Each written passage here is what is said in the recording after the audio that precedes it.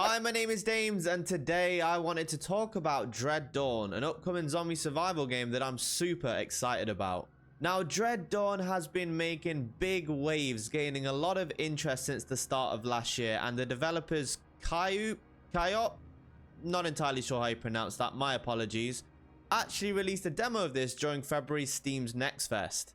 Now, I did actually have the chance to check this one out for myself, so if you want to see that, I guess, I will leave a link down below in the description, as it was super fun. I had an absolute blast playing this, and that is kind of why I'm making this video, I guess. But anyways, enough self-promotion. What exactly is Dread Dawn? So, like I mentioned, it's an open-world zombie survival game that is actually set in a quarantine city where the majority of the population has turned into brain-eating zombies by a mysterious virus. You play as a student who unfortunately gets left behind after missing an evacuation convoy. So you and the remaining students in the school and just other general survivors out in the public are tasked with defending this school, trying to survive and awaiting rescue for the next convoy to come and pick you guys up. But what about the actual gameplay?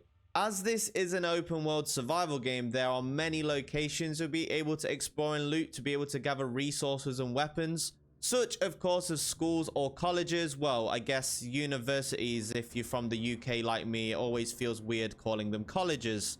But you can also explore subways and prisons with, well, literal danger around every corner, so you have to be really careful. But at the core of the game, your school is your lifeline. You'll be tasked with going out looting, gathering resources to be able to come back and build your school into one huge ass zombie defending fortress.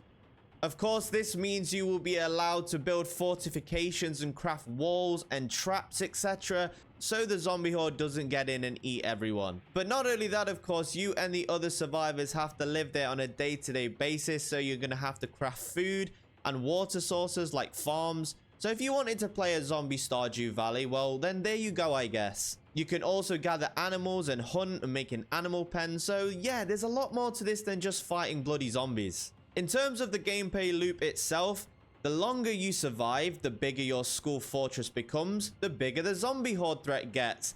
And yeah, it gets more and more insane every single day. And also, by the way, when I say zombie horde, there's a bloody lot of zombies in this game, if you couldn't tell already. In terms of the combat then, well, of course, a lot of people are going to compare this to every single isometric zombie survival game, Project Zomboid, cough cough. But honestly, the combat feels very different. It's very fast-paced, it's a lot more fluid, and honestly, it's just a whole lot of bloody fun. But from my personal experience, if you stand still a little too long, well, yeah, you might just not survive. So it's best to kind of move around and run as much as possible. You can also find and loot all different types of weapons, from melee to firearms. And of course, you don't only just get to craft items for your base, you can also build equipment such as weapons and armor. And one other thing I really enjoyed about this game is the fact you are never really alone, which honestly just makes it a lot more immersive in my opinion. You're constantly surrounded by other students and survivors who you can recruit, trade with, be able to build up relationships with, and most importantly, kick some zombie butt. So what exactly makes Dread Dawn stand out amongst all the hundreds of other zombie survival games that are out there? Well, for me, it's a very, very fresh take on a very saturated market in the genre. As someone who loves these types of games, it's felt like a real breath of fresh air. You, of course, have the absolute mental chaos of combat and the thousands of zombies running at you on a day-to-day basis. But, of course, you also have the other side of it, the strategy side of it, being able to do base building, building the school as a fortress, being able to defend it.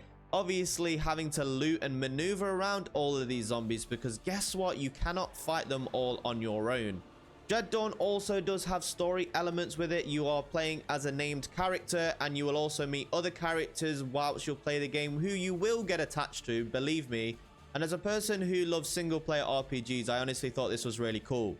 Now, Dread Dawn is due to release in the next few days in early access, so you can expect the developers to hopefully constantly make improvements to this going forward. And I really hope they do, as I have real high hopes, and I honestly think this has a lot of potential. But if you do want to check this one out, I'll leave a link down below to the Steam page. And like I say, if you want to see some gameplay, I have already played this on the channel, so I'll also leave a link down to the video below. Obviously, I am super hyped for this as a massive fan of the zombie survival genre.